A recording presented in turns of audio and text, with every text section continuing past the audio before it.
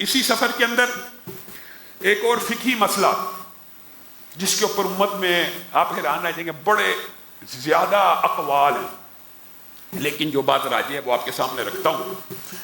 وہ یہ ہے کہ جو 4 رکعتوں والی نماز ہوگی وہ سفر میں 2 رکعتیں پڑھی جائیں گی۔ کتنی رکعتیں پڑھی جائیں گی؟ 2۔ اختلاف امت میں یہ ہے وہ کتنے دن پڑھی جائیں گی؟ تو رسول اللہ صلی اللہ علیہ وسلم کا یہ سفر بھی اس فقہی باب کو بڑی آسانی سے واضح کر دیتا ہے۔ اگر تو کوئی بندہ کسی جگہ سفر پہ گیا ہے اور اس کی نیت ہے میں وہاں 4 دن سے زیادہ قیام کروں گا، تو چاہے 1000 کلومیٹر کا سفر کر کے گیا، اس کو مسافر کی سہولت نہیں ملے گی۔ دوران سفر تو مل رہی ہے، لیکن جب سفر اختتام پذیر ہو گیا، 1000 کلومیٹر کا، 2000 کا، 10,000 کا، جتنا مرضی لمبا سفر ہے، دوران سفر وہ فیسیلٹی انجوائے کر رہا ہے، رسول اللہ صلی اللہ علیہ وسلم اور دین کی طرف سے جو تخفیف ہے۔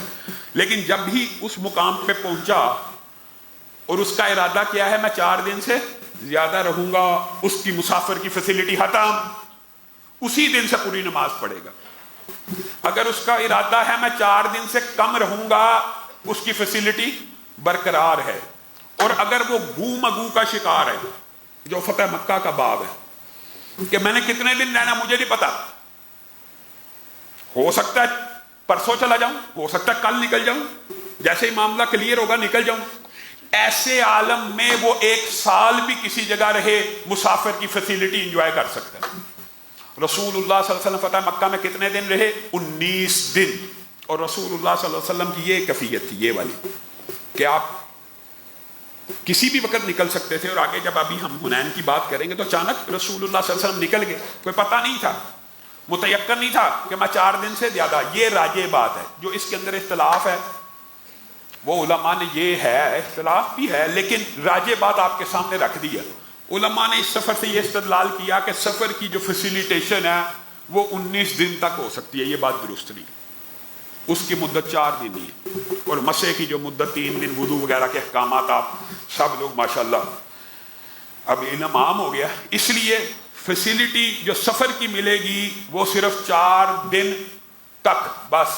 اس کے بعد ہاں جیسے آپ کو بتا گو مگو کی کیفیت ہے تو وہ انجوائے کر سکتا ہے، ورنہ یہ باب یہاں تک ہے۔ اور یہاں پہ ہی اسی فتح مکہ کے اندر ایک فقہی باب یہ بھی پیش آیا کہ رسول اللہ صلی اللہ علیہ وسلم نے حاتب بن ابی بلتہ والا واقعہ آپ کے سامنے میں نے فتح مکہ کے باب میں رکھا تھا کہ عورت کی تلاشی لی اور وہاں پہ سیدنا زبیر اور مقداد اور حضرت علی نے کہا تھا لَتُخْرِجِنَّ الْكِتَابَ، نکال دے رسالہ، نکال دے خط، او لَنُلْقِيَنَّ الثِّيَابَ، ہم تیرے کپڑوں کو اتار دیں گے۔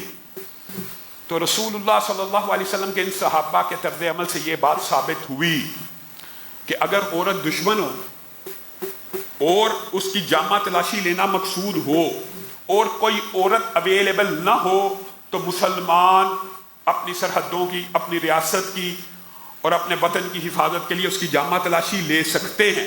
یہاں پہ انہوں نے لی نہیں ہے، لیکن یہ جو الفاظ ہیں یہ اس بات کے اوپر فقہی طور پہ دلالت کرتے ہیں کہ مجرمہ عورت ہو اور وہ مسلمانوں کے خلاف جنگ لڑی ہی ہو اور اس نے کوئی ہتھیار چھپایا ہو، اس کی جامہ تلاشی لی جا سکتی ہے۔ اور اسی مقدمے کے اندر یہ بات بھی سمجھ آتی ہے کہ جو حاکم وقت ہوتا ہے وہ جاسوس کو قتل کرے یا معاف کرے، یہ اختیار ہے۔ گویا جاسوسی بھی فقہی طور پہ جاسوسی بھی ایک ایسا جرم ہے، ورنہ تو آپ کو پتہ ہی ہے نا کہ قتل کے بدلے میں قتل ہے۔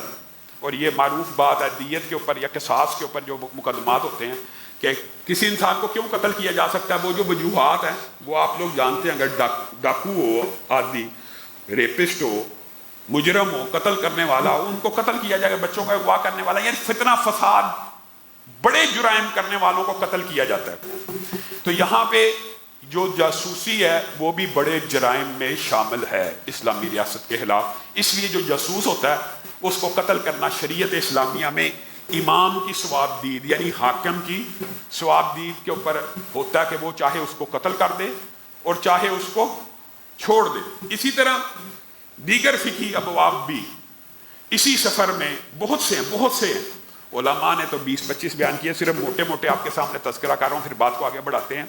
چاشت کی رکعتوں کے حوالے سے اور ضحیٰ کی رکعتوں کے حوالے سے یہاں پہ یہ بات ثابت ہوئی سفر میں کہ جس طرح تہجد کی نماز اور تراویح کی نماز 8 رکعت ہے، چاشت کی نماز بھی 8 رکعت ہے، اس سے زیادہ نہیں ہے۔